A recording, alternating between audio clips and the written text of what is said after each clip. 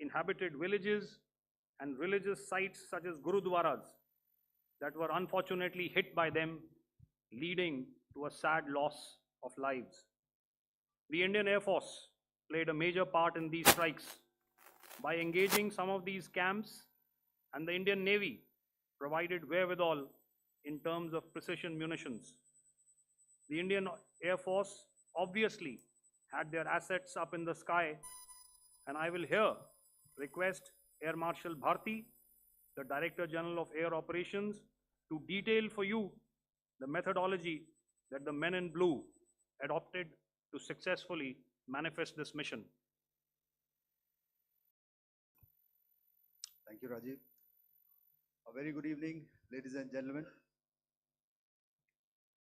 It indeed is a difficult time that we have to come here like this and brief you. We could have done without this, but we had no choice. As the DGMO has detailed, the event was precipitated by the dastardly act at Pahalgaon. The sequence of events have already been detailed. We carefully selected the targets, and out of the 9 selected targets, the target systems that were given to the Indian Air Force were the notorious training camps at Bhavalpur and Muridke, these being further from the international boundary. Through critical target system analysis, we analyzed what was to be done to annihilate these targets and plan to engage these targets with precision air-to-surface guided munitions so as to avoid collateral damage. The modalities of planning process I will not go through at this instant.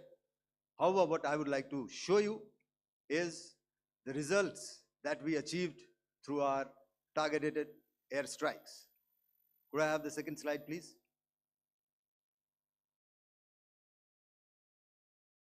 Yeah, change, please.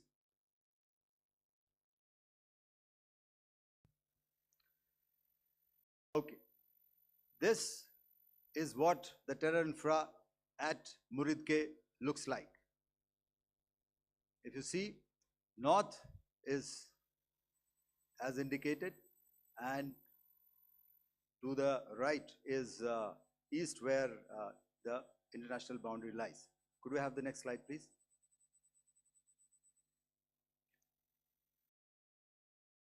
Orientating. Just go back one slide. Okay. Please have a look at this red building, the series of buildings out here, and this empty ground. Next. If you relate, the empty ground is here, and you see this is the first weapon that is impacting. This is the impact point number 1 on Muridke training camp with our precision guided weapon on early morning 7. Next, please. Keep your eyes glued for the second weapon coming in and the second impact on the selected target point. Next slide, please.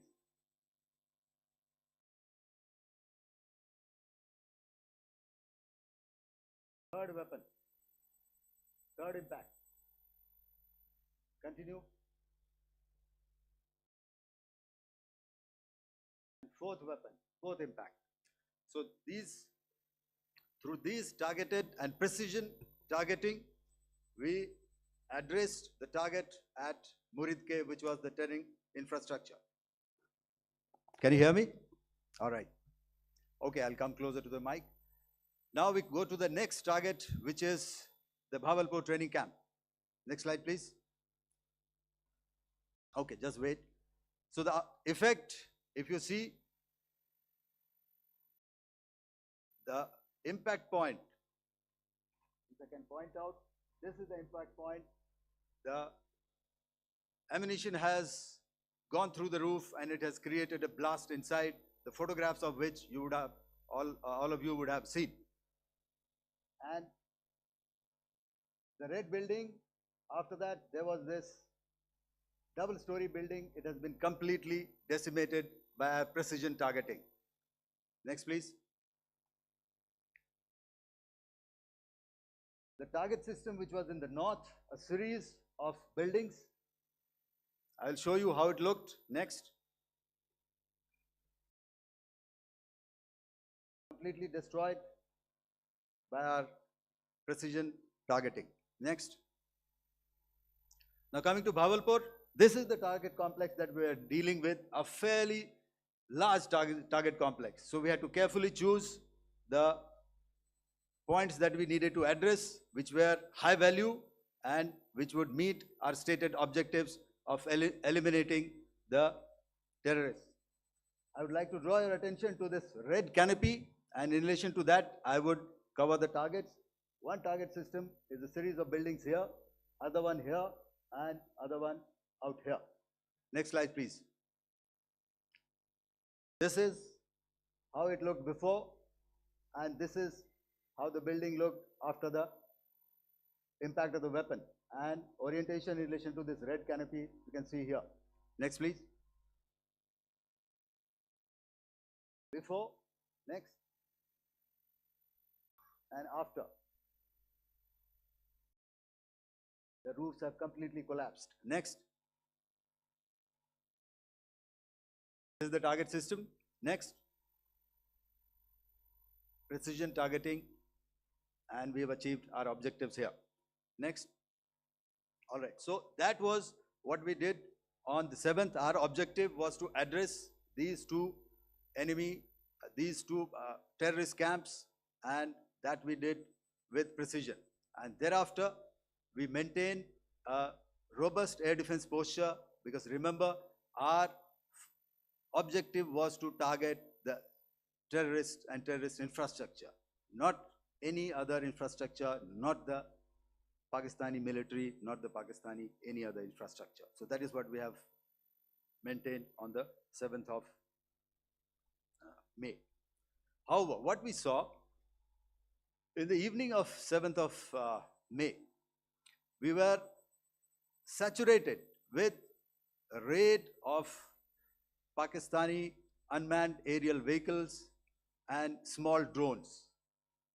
And these came in waves in our civilian areas, over our military installations, and all of them were successfully intercepted. Few of them did manage to land. However, there was not much damage that they did. And we have our robust counter-US hard kill and soft kill systems which did the job. However, the difference here was that we had targeted the terrorists. The adversary now has targeted our civilians and the military infrastructure. So it had to be responded to. So in a quick and calibrated response, that very night, we struck their radar installations at Lahore and close to Gujranwala, the LYT installation, to indicate to him that we are ready, yet we do not want to escalate. Our fight was with the terrorists and not with the Pakistani military establishment. Thank you.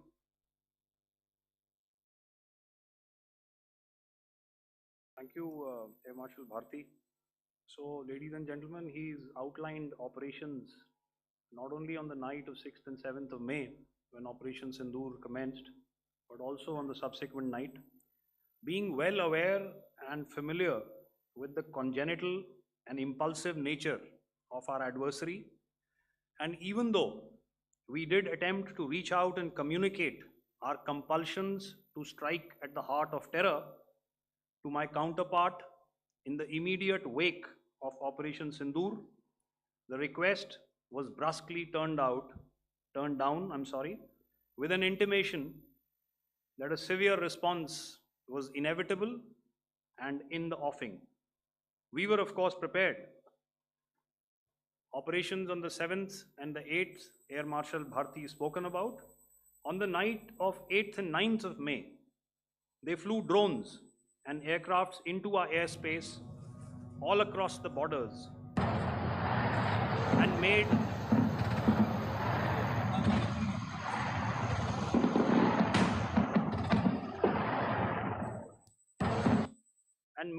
largely unsuccessful attempts to target numerous military infrastructure. Violations on the line of control by Pakistan also commenced yet again and precipitated into fierce arty engagements. The air operations on the night of 8th and 9th of May, I'll yet again request the DG Air Operations to cover.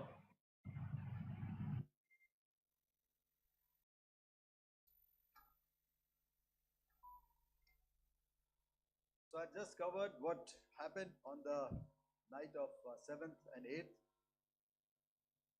What we found that on the night of 8th and 9th, starting as early as 22:30 hours, our cities had a mass raid of drones, unmanned aerial vehicles, UCAVs, starting right from Srinagar, going down right up to Nalia. It was a mass raid in waves and it was relentless. However, we were prepared and our air defense preparedness ensured that there is no damage on ground or to any of the intended targets that the enemy might have planned for. The difference between 7th night and 8th night was that on 7th night, he sent in his Jihad class of UAVs.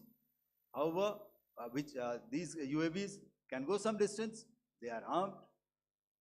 However, on the 8th, less numbers of armed UCAVs were there or UAVs were there, and more numbers of quadcopters, maybe for surveillance or just for harassment of civilians.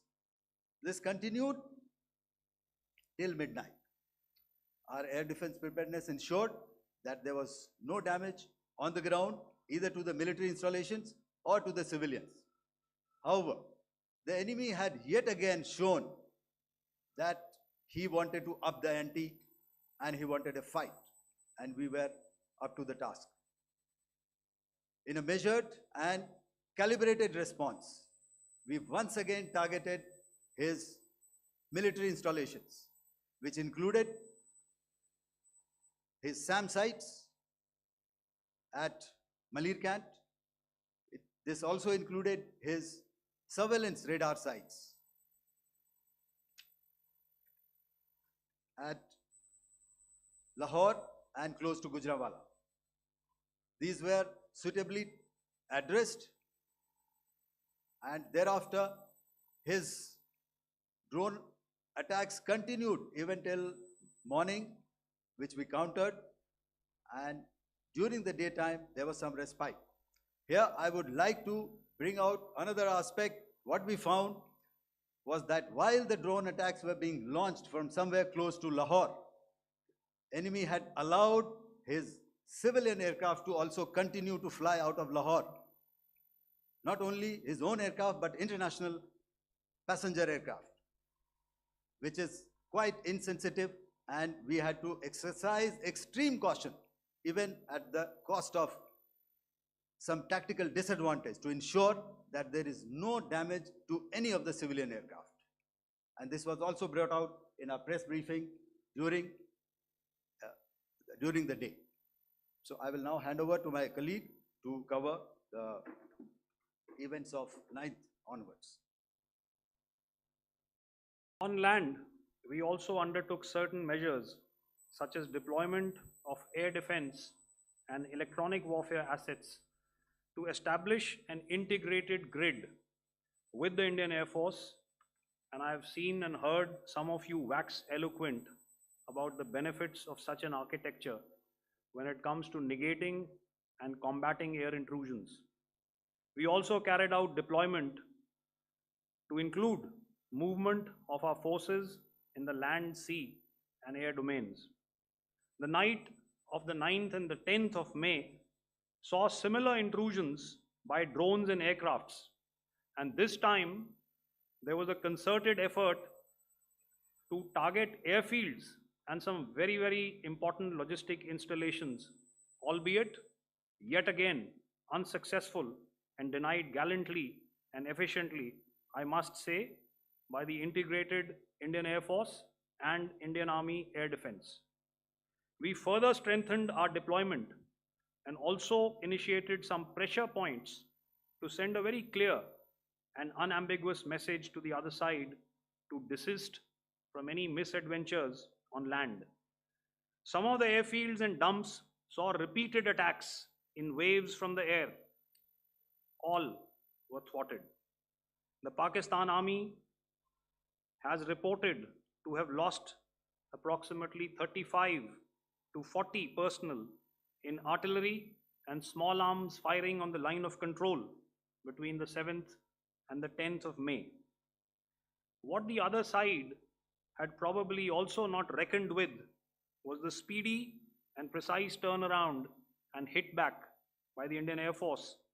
And I will yet again ask Air Marshal Bharti to speak about these significant and game-changing strikes. I will thereafter request Vice Admiral Pramod, my colleague and Director General of Naval Operations, to tell us about some very telling naval maneuvers in the Arabian Sea that exerted pressure on the night of 9th and 10th of May. Over to you, sir. Commencing about 2000 hours, that is 8 p.m. local time, on 8th of May, several Pakistani unmanned aerial systems, drones, combat vehicles attacked multiple IF bases. These included Jammu, Udhampur, Pathankot, Amritsar, Bhatinda, Nal, Dalhousie, Thois, Jaisalmer, Uttarlai, Falodi, Nalia. These were almost simultaneous and they came in waves. All our AD guns and other systems were waiting for them. All these waves were neutralized by our trained crew using the air defense systems that they have, and also some of them were utilized using our legacy systems like Pechoras and IF Summer, which we have recently acquired. And some were neutralized by the Garud snipers. There was no damage on ground from these incursions and these mass raids, if I could call them, from the Pakistani side. However, following these relentless attacks on our air bases, on our forward positions, and on our civilian targets, this was time to convey some message to our adversaries. And therefore, a decision was taken to strike where it would hurt. And towards that in a swift, coordinated, calibrated attack, we struck these air bases, command centers, military infrastructure, air defense systems across the entire Western Front. The bases we struck include Chaklala, Rafiki, and mind you, Chaklala is Islamabad, Rahim Yar Khan, Sakar, sending a clear message that aggression will not be tolerated. This was followed by strikes at Sargoda, Bholari, Jacobabad. We also struck the C2 centers at Murid, the UAE complex at Murid, Rafiki, radar at Chunia, which I will show you, Rahim Yar Khan airfield, and the unmanned combat aerial vehicle hangar at Sakar. I would like to reiterate here that we have the capability to target every system at these bases and more. However, It was only a measured response to instill good wisdom to our adversary to refrain from further escalation. IF response was directed only at military installations, avoiding civilian and collateral damage. I would now like to show you some of the effects that have been achieved as a result of our air operation.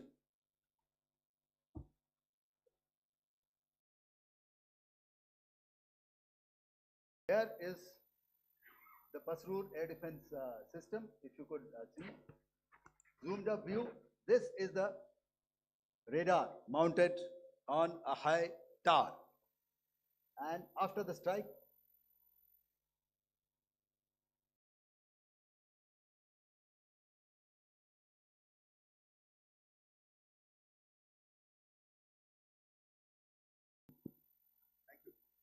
can you hear me?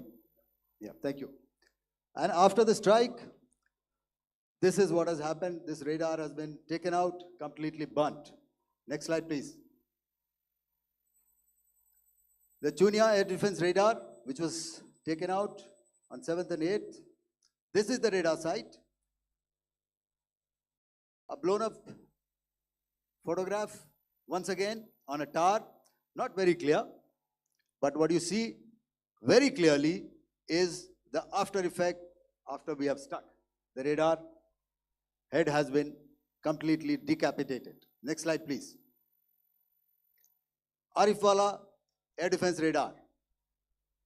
In this complex, you see how it looked before, blown up image, and after really blown up. Next. Now coming to Sargodha airfield. Remember, this is one of their important airfields wherein they have a lot of assets, F-16s, other assets which they keep getting, training institutes. And we have stuck this airfield. It is not, if you zoom in here, then one impact point here on the runway and second impact point of our weapon, precision weapon on the runway.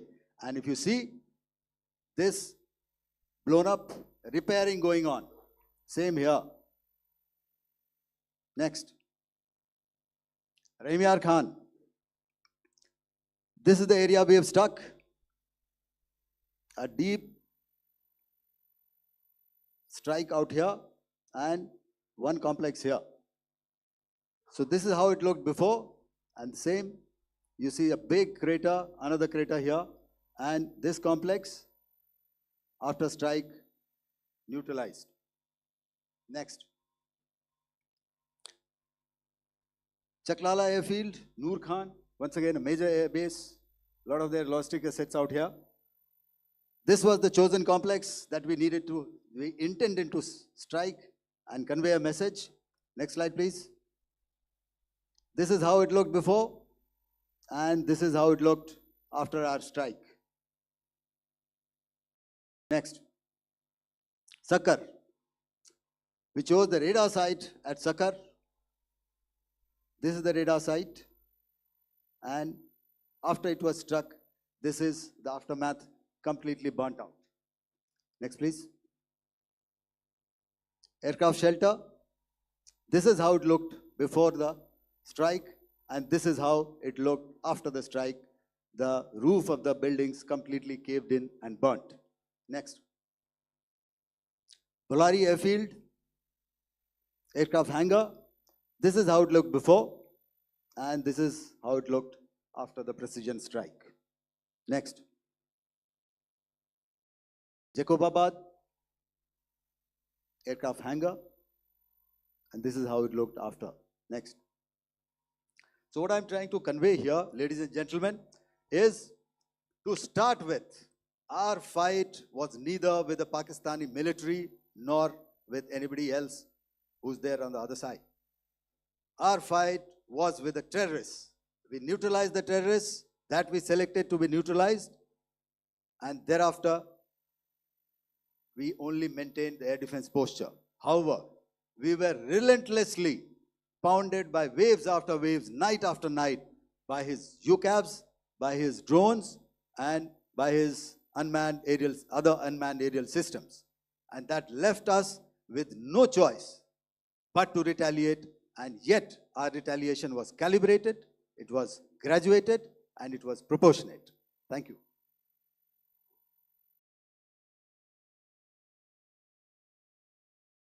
Good evening, ladies and gentlemen. In the aftermath of the cowardly attacks on innocent tourists at Pahalgam in Jammu and Kashmir by Pakistani-sponsored terrorists on 22nd April, the Indian Navy's Carrier Battle Group, surface forces, submarines, and aviation assets were immediately deployed at sea with full combat readiness in concert with the Joint Operation Plan of the Indian Defence Forces. You may be aware that we tested and refined tactics and procedures at sea during multiple weapon firings in the Arabian Sea within 96 hours of the terrorist attack. The aim was to revalidate our crew, armament, equipment, and platform readiness to deliver various ordnance on selected targets precisely. Thereafter, our forces remained forward deployed in the Northern Arabian Sea in a dissuasive and deterrent posture with full readiness and capacity to strike select targets at sea and on land, including Karachi at time of our choosing.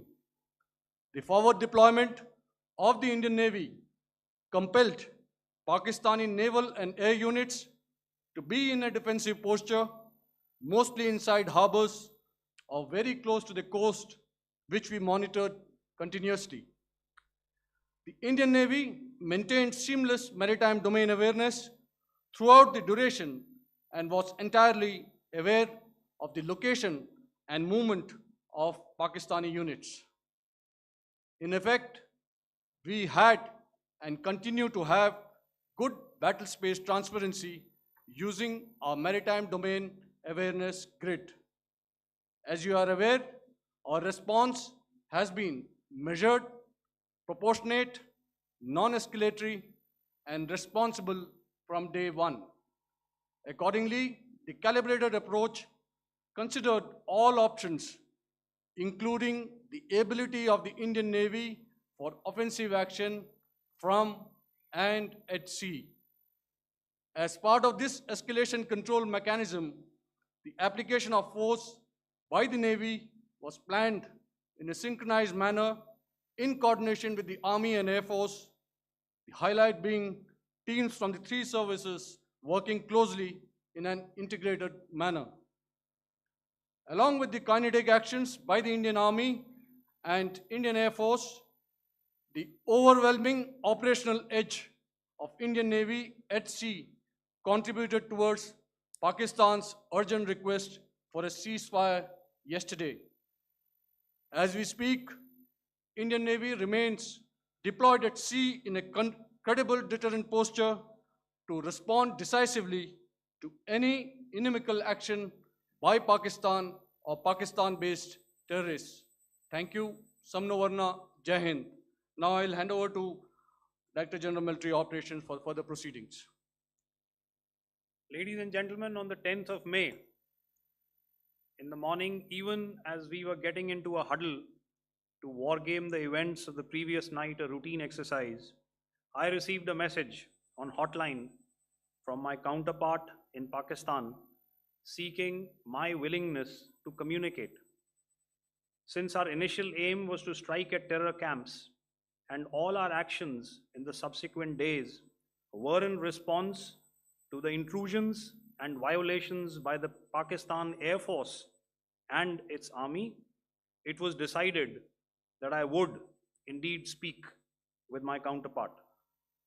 You are already aware, I've seen it being covered on national television, that my communication with the Pak DGMO was conducted at 15:35 hours yesterday and resulted in cessation of cross-border firing and air intrusions by either side with effect from 1700 hours 10th of May, after he proposed that we cease hostilities.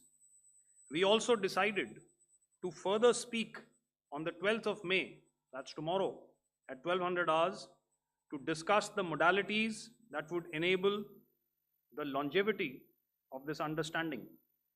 However, disappointingly, and must I add, expectedly, it took only a couple of hours for the Pakistan Army to violate these arrangements by cross-border and across the line of control firing, followed by drone intrusions across the expanse of the Western Front through last night and in the early hours of the morning today. These violations were responded to robustly and dealt with as they must be.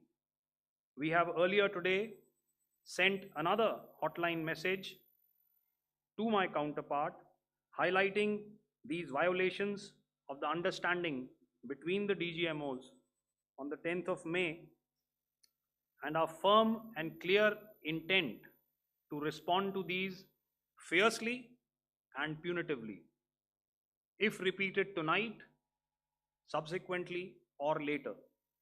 In this regard, I must inform all of you that the Chief of Army Staff has earlier today conducted a security review and has granted full authority to our Army commanders for counter actions in the kinetic domain in case of any violation by Pakistan. In the end, I pay my solemn homage to my 5 fallen colleagues and brothers from the armed forces and civilians who have tragically lost their lives in Operation Sindoor. Our hearts go out to the bereaved families,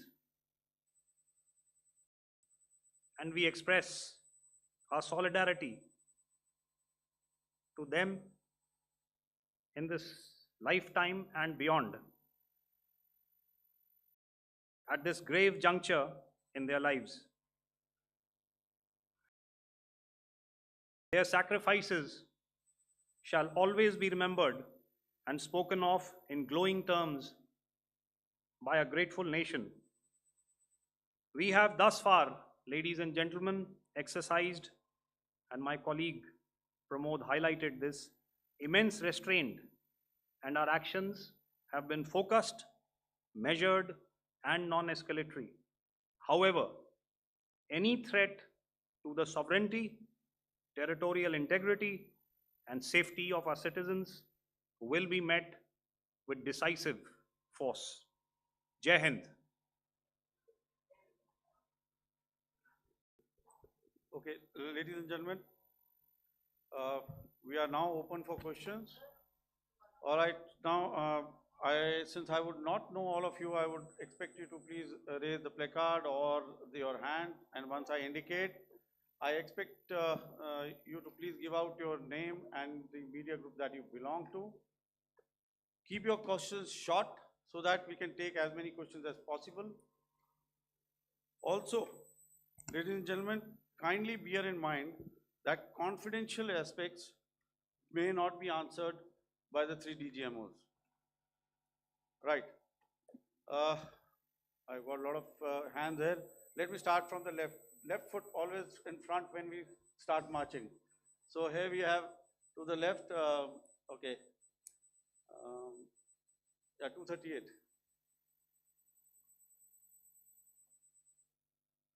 Hello. So this is Manas Pratimhuyan from PTI, Press Trust of India.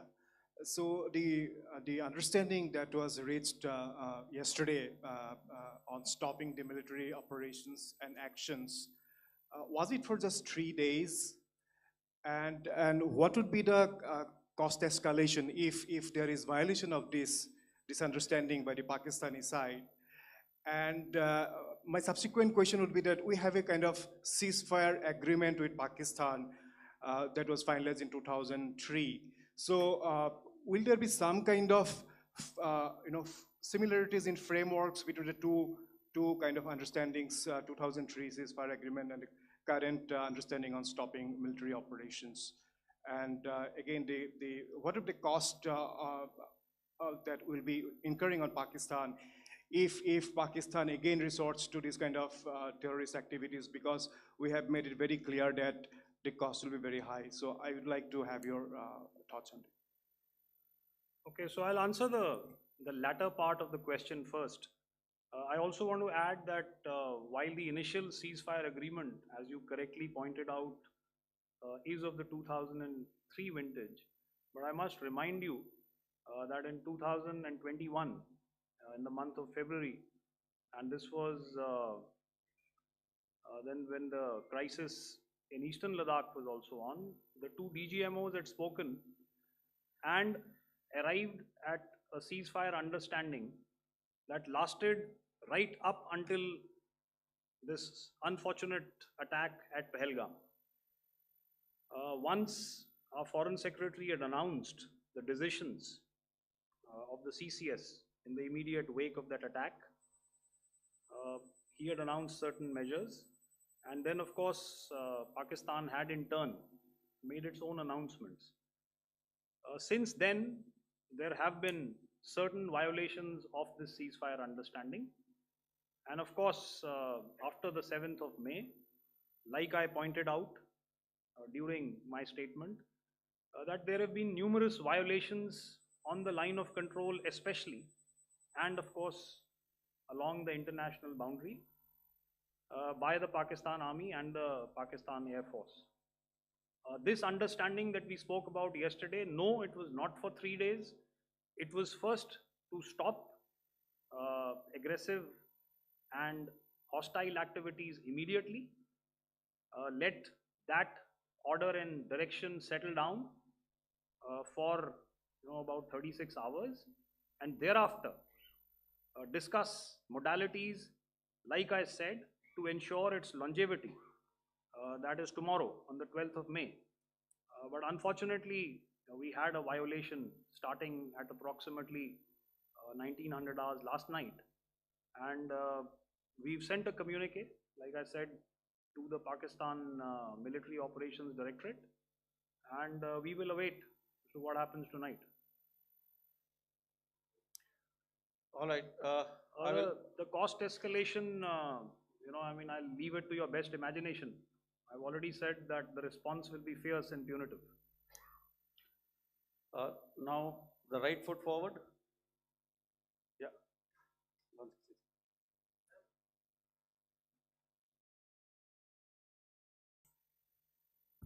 Sir, I'm Ajit Dubey from ANI, sir.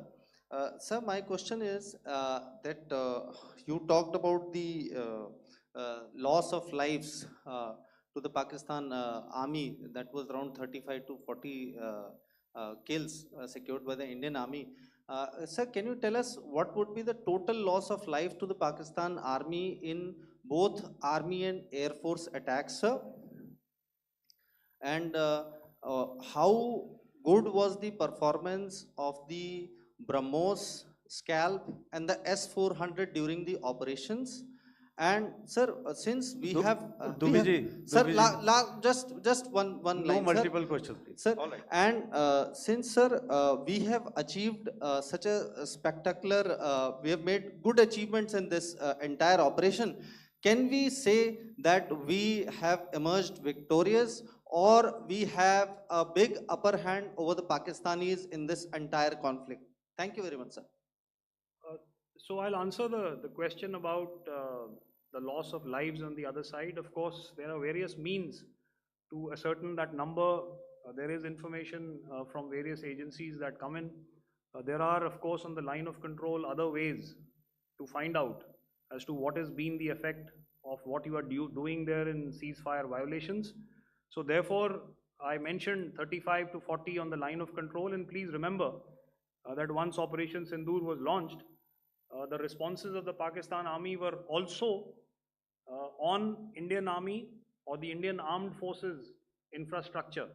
Let me put it that way. So that's why I did not cover casualties of the Pakistan Army, at least in the initial phases of battle, because those were not our targets. Our targets were terror-oriented, and of course later, once they launched air intrusions and air operations on our infrastructure, we've used heavier weapons, and of course there would have been casualties, but those are still being assessed. The effects of the weapons that you mentioned, I will request Air Marshal Bharti to, apprise all of you about those. Good evening, Mr. Ajit. How are you? Ajit, okay, you're meeting after some time. I never mentioned about any of the weapons that we used. Check. Okay. What I was saying that I never mentioned of any of the weapons, the caliber that we used. All right. So we leave it at that. Those are matters of operational details which I would not like to go into. But suffice to say that whatever methods and whatever means we have chosen, it had the desired effects on the enemy targets. How many casualties? What was, how many injuries? Well, to start with, our aim was not to inflict casualties, but in case there have been, it is for them to count. Our job is to hit the target, not to count the body bags. And the last part of your question, I wonder if you read out the tweet on ADGPI at midnight once we'd done what we had to in Operation Sindoor. And that's credit to my friend here on the left. Justice has been served, Ajit. That is all that I will say. Ajit, no, I'll request you to, refrain putting words into his mouth. All right. Yeah, I'll come back to the left. 147. Sorry, 47. No, 47. Did I see it here or? Yeah. Good I evening, saw it there. gentlemen. Sorry, 147, I saw it there. Sorry. Yeah, since I've already said 147, start please. Hi, sir. Good evening. This is Shivam Patel from Reuters News Agency. Thank you for giving me the opportunity. My question, sir, is how many military targets did Indian Armed Forces strike in Pakistan in response to the attacks from Pakistan? How were these targets selected? And how many troop casualties have been there in total on both sides, if you give details? Thank you. I'm sorry, where are you? I haven't Yeah, spotted his. he's to the Yeah, right. okay. Can you just repeat that for me, please? Sure, sir. So my name is Shivam Patel. I'm from Reuters News Agency. My question is, how many military targets in total did the Indian Armed Forces strike in Pakistan in response to the attack from Pakistan? How were these targets selected? And how many troop casualties have been there on both sides, if you can? So you're speaking of the targets that I mentioned in the wake of the attack at Pahalgam, right?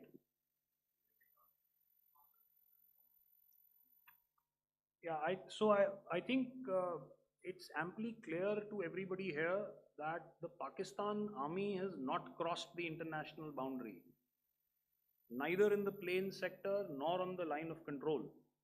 So the intrusions have been in the air.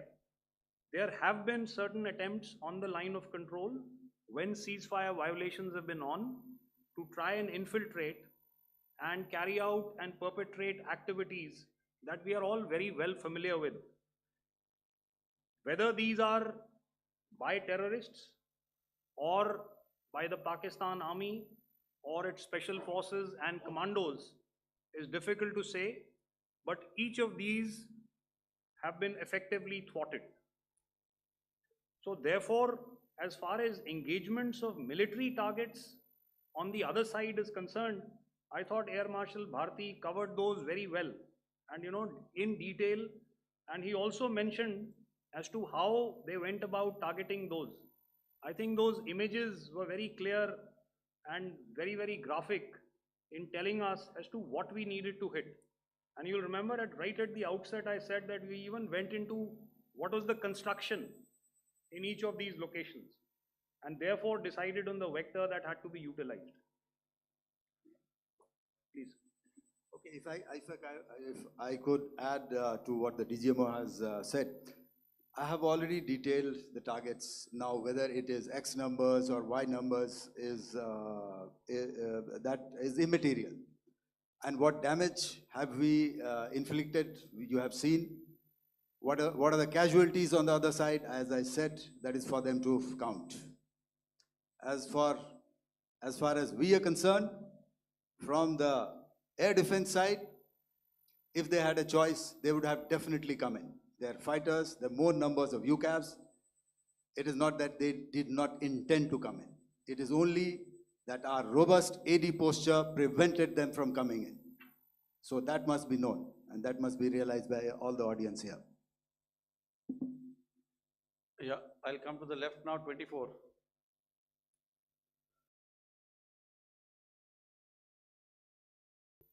Good evening, sir. This is Anvesh Rath from Z. Sir, I wanted to know on the first briefing, which was done by FS and two representatives from Air Force and Army, you showed a list where there was 21 places in that list. You have stuck 9. Are more operations going to be held? Is Operation Sindoor still on? And the second question, thank you, sir. Thank you so much. And also, I want to congratulate all three of you for a fantastic operation that you guys have done. Thank you so much. Thank you so much for that one question. Yeah. Sir, the question. Unfortunately, Rath, is that your name? I'm sorry. You know, as far as operational details are concerned, I am not in a position to share those right now. But I think I'll take a cue from Pramod. You know, he said towards the end that the Indian Navy is still in a posture that is deterrent. And I have already made it very clear towards the end of what I said that it's only a couple of hours ago that the Chief of Army Staff has carried out a security review, and he's authorized our Army commanders to deal with violations of any kind from across the borders in a manner that they deem fit. So again, to reiterate, the response will be fierce and it will be punitive.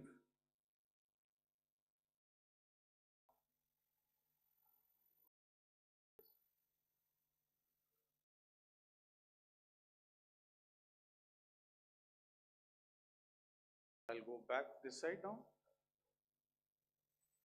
Yeah, 255. She said middle wale kya karenge? So 255. Oh, sorry.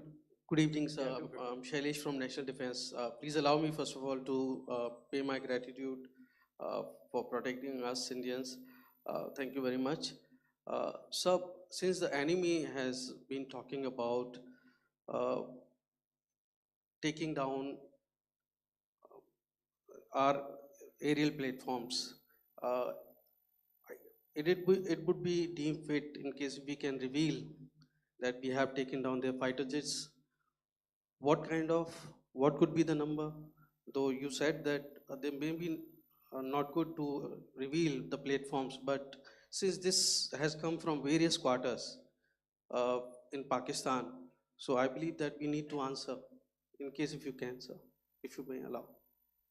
The question is for me? Yes, sir. Okay, and if I get it right, you want to know how many of their planes we have downed? Yes, sir. Yes, sir. All right. See, as I said, their planes were prevented from coming inside our border. All right. So we do not have the wreckage with us, but definitely we have downed a few planes. Numbers, we would not like to hazard a guess out here. Okay. I have the numbers, okay, and we are getting into the technical details of it to establish it. So I would not like to put a figure at this time, but definitely there are losses from their side which we have inflicted. Were they, Please don't ask. were they fourth generation plus, sir? No, See, sir, you're putting words into my mouth. Why do you say fourth generation? Let us make it high tech. Thank you so much, sir. all Thank right. Yeah, 163.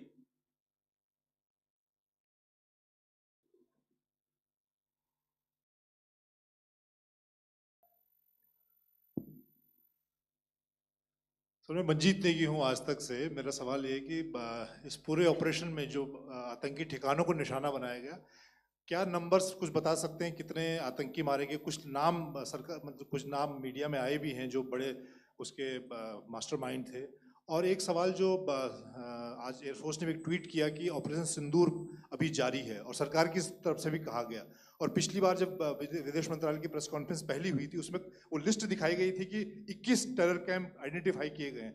तो क्या जो बाकी बचे हुए terror camp हैं उन पर भी कार्रवाई होगी, और एक नंबर अगर आप बता पाएं कितने टेररिस्ट मारे गए?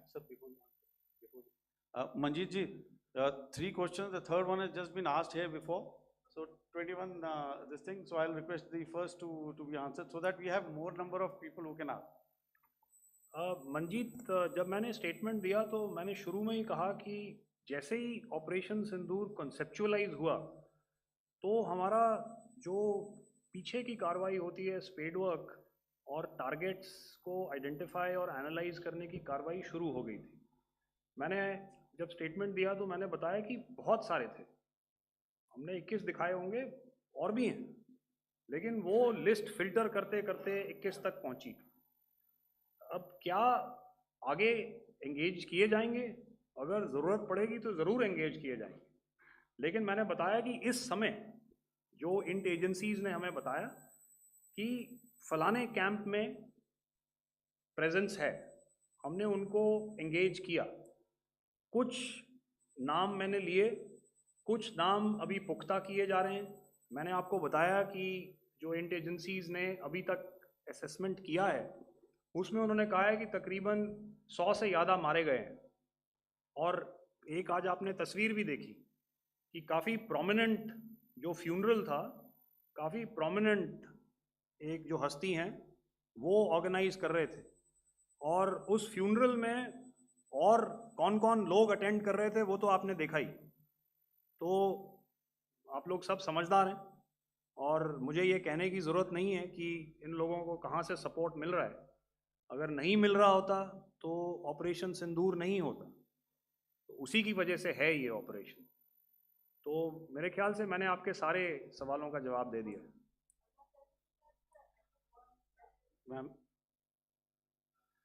Sir, next is from 17. Sir, मेरा नाम अंजू निर्वाण है, TV9 भारतवर्ष से। सर, मेरा सवाल ये है कि ऑपरेशन सिंदूर में हमारी जो इंडियन नेवी है उसके बारे में सर थोड़ा सा बताएं कि किस तरह की उसकी भूमिका रही, क्योंकि हमने इस दौरान सर देखा कि बहुत सारी स्पेकुलेशन भी रही और ये बोला गया कि कराची तक हमारी नेवी ने ऑपरेशन किया है। तो सर इस पे थोड़ी सी क्लैरिटी चाहिए। और सर हमने कौन कौन से फाइटर एयरक्राफ्ट डाउन किए हैं, अगर उसका भी थोड़ा सा क्लैरिटी मिल जाए तो अच्छा रहेगा। तो मैं आपका पहले सवाल का जवाब दूंगा। I will make few sentences and leave it for your imagination. First of all, as I mentioned, we have quantitative and qualitative edge to deliver a massive blow to our adversary, and we completely dominate in the maritime front. Indian Navy's action is part of the escalation ladder mechanism which we have worked out amongst 3 services. This time, if Pakistan dare take any action, and Pakistan knows it, what we are going to do. That's all. आपके सवाल का जवाब मैं पहले दे चुका हूं। आपके सवाल का जवाब मैं पहले दे चुका हूं, इसलिए मैं बस उस तक ही सीमित रखूंगा और इतना कहना चाहूंगा कि आने वाले दिनों में आपको खुद ही पता चल जाएगा, और ऐसी बातें छुपी नहीं रहती हैं, तो पता चल जाएगा। So at this time we'll just let it be. Okay, ladies and gentlemen, we have 1 or 2 more questions, sir.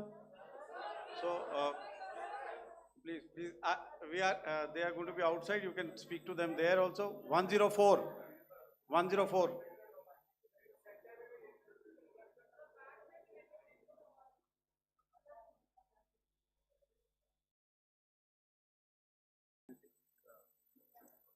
Yeah, ask. Sir, Dinaka with the Hindu newspaper. Are you surprised that you got this question? No, sir. Sir, can you give a number of assets we lost, because there's been a lot of speculation going on, international media writing a lot of things about our platforms, including Rafales. I mean, Pakistan claiming that Rafale has been downed, etc. Can you put that question to rest and clarify on that? I guess that question is for me. All right, I'm happy that you've asked this question. You know, we are in a combat scenario, and losses are a part of combat. The question that you must ask us, okay, and indeed that we must ask ourselves, you inclusive, is have we achieved our objectives? Have we achieved our objective of decimating that terrorist camp? And the answer is a thumping yes. And the results are for the whole world to see. As for the details, what could have been, how many numbers, which platform did we lose? You know, at this time, I would not like to comment on that because we are still in a combat situation. And if I comment on anything, it will only be advantage adversary. So we don't want to give him any advantage at this stage. All I can say is that we have achieved our objectives that we selected, and all our pilots are back home. Thank you. Okay, hold, please don't, please be civil here. So we'll have 220 now. Hello sir, this is Anita Chaudhary sir from Swadesh newspaper. मेरा सवाल है, क्योंकि ये हमारे जो पहले जो action रहा वो आतंकवाद के खिलाफ रहा, तो आतंकवाद में अजहर मसूद की तरफ से एक बयान जारी किया गया था जिसमें उन्होंने कहा कि हम इसका बदला लेंगे और जाल जाल रुलाएंगे। तो क्या अगला, अगर खुदा न खास्ता अगला टेरर अटैक किसी भी तरह का होता है, तो क्या उसे एक्ट ऑफ वॉर में हमारी तरफ से लिया जाएगा और उसका क्या माकूल जवाब दिया जा सकता है? मेरा इसमें सिर्फ एक ही जवाब है आपके लिए कि हमने अपनी कार्रवाई करी। हमने उसके बाद मैंने अपने स्टेटमेंट में भी बताया कि ये कम्युनिकेट करने की कोशिश करी कि हमने इस तरीके से ये जो स्ट्राइक्स हैं वो क्यों की। लेकिन जो हमारा एडवर्सरी है उसने जैसे मुनासिब समझा वो कार्रवाई करी। तो आपने देखा कि ये जो एक्टिविटीज़ चल रही हैं 3-4 दिन से, ये कोई वॉर से कम नहीं है। नॉर्मल सर्कमस्टांसेस में एक दूसरे देश की एयर फोर्सेस हवा में नहीं उड़ती हैं और एक दूसरे के ऊपर स्ट्राइक्स नहीं करती हैं। हर रात इंट्रूजन्स नहीं होते हैं। लाइन ऑफ कंट्रोल पर सीज फायर वायोलेशंस, आपके एक साथी ने सवाल पूछा था शुरू में, एक सीज फायर अंडरस्टैंडिंग था, वो भी जा चुका है। उस सीज फायर अंडरस्टैंडिंग के जाते जो फायरिंग हो रही है लाइन ऑफ कंट्रोल में, उसमें घुसपैठ की कोशिश हो रही है। आमतौर पर ये घुसपैठ लाइन ऑफ कंट्रोल में टेररिस्ट करते हैं, लेकिन हमें इन्फॉर्मेशन है कि हो सकता है ये पाकिस्तान आर्मी की टोलियां भी हों जो हमारे पोस्ट के ऊपर खामी पहुंचाने की कोशिश कर रही हैं। तो ये सारी एक्टिविटीज़ तो वॉर में शामिल हैं। तो ये कहना मुश्किल है कि आगे क्या होगा, वो स्पेक्यूलेटिव जोन में आ जाता है और मैं स्पेक्यूलेट नहीं करना चाहता हूँ। हर एक सिचुएशन अलग होती है और उससे एक तरीके से डील किया जाता है। So मैं एक सवाल इसका मैं जवाब देना चाहता हूँ, एक मिनट। सो जो मिलिट्री होता है, our main job is to prevent war and maintain peace and stability. So it is not that our response is a graded response. That means अगर किसी ने किया तो उसको graded उसमें किया, जैसे terrorist action हुआ तो what we did is a terrorist action and then we destroyed all the terrorist camps. उसके बाद आपने देखा कि उनने थोड़ा सा कोशिश किया तो हमारे एयरफोर्स एंड आर्मी ने क्या किया, तो मिलिट्री टारगेट्स हैं उनके ऊपर थोड़ा। So our aim is to maintain peace and tell our adversary that you do this and the response will be bloody. Okay, now as per the, please, we'll have 166 and 25, and after that, no more, please. Sir, this side. Ladies and gentlemen, please maintain, Sir, I this request side, you to sir. please be quiet. Jal Ghai? No. This side, sir. We have only two Sir, questions left, 166. Yeah, please start. Sir, I'm Rahul Singh from Hindustan Times, sir. So you were totally on top of the game in the kind of losses you've inflicted on the enemy. I mean, we saw the slides and everything. So it kind of comes across that you were batting it 99 and you decided to declare your innings. What are your thoughts on that, sir? And do you think, are you weighing the option of the Pakistan army using this time, buying this time of the ceasefire, so-called ceasefire or the understanding? And you talked about how they could not be trusted. So buying time to kind of build up their war reserves, getting stuff from their friends like Turkey or China, are we considering that possibility, sir? Look, see, the call came from the Pakistani side to speak about cessation of hostilities. What pauses mean during such conflicts is known to everybody. I don't want to go into the pros and cons of how preparation for war is made. That is a process in itself. But I think my senior colleague here, the DG Air Operations, spoke, or he alluded at least, to what this operation was precisely and specifically meant for.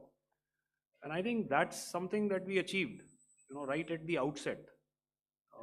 Had we had the option not to go further, we probably wouldn't have. But we've been compelled to be in this situation. And as you've seen, the armed forces of India, and you've got the three Director Generals sitting here, we are always prepared to face any eventuality. And like I said, that's for the sovereignty, the territorial integrity, and the safety of our citizens. So whatever has to be done will be done.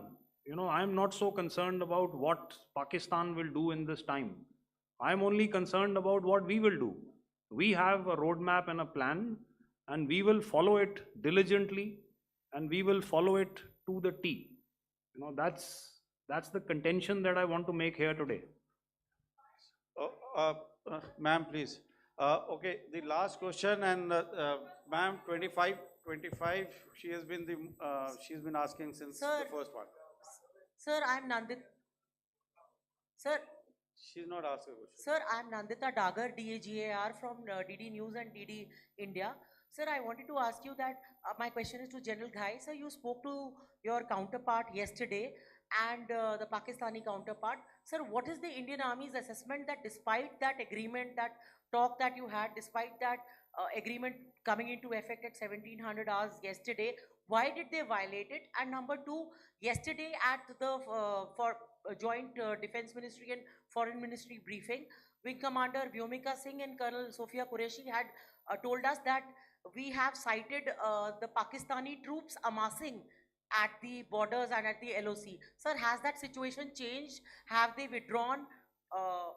And sir, if in case, despite now there is a lull, of course, but if tonight again, if the enemy again carries out shelling and aerial intrusions through drones, what is going to be our response, sir? Thank you. So without outlining the specifics of that response, I've already made it clear that there will be a response, and it will be fierce and it will be punitive. Why the Pakistan Army chose the option of violating the understanding that was arrived at earlier yesterday, I think that's a question that we best answered by the Pakistan DGMO. I wouldn't be able to give you that. But in situations such as these, and if you go back into any conflict, sometimes these understandings take time to fructify and manifest on ground. But without getting into the reasons, it is our mandate to be prepared at all times, and that we were. It's not as if because there was an understanding we weren't prepared. I must tell you that the armed forces were on a very, very high alert, and they continue to be in that state even as we speak. Oh, all right. Ladies and gentlemen, please, ma'am, please. Okay, thank you so much for coming today. Those who have missed asking a question, those who have missed, see, I knew I'll grab this attention from you like this. Those who have missed the opportunity to ask a question can give me a written one. I will definitely get back to you with that. And also, they are they are invited for a cup of tea in my office day after tomorrow. Thank you, ladies and gentlemen, for coming. Thank you. Thank you very much. Jai Hind. Jai Hind.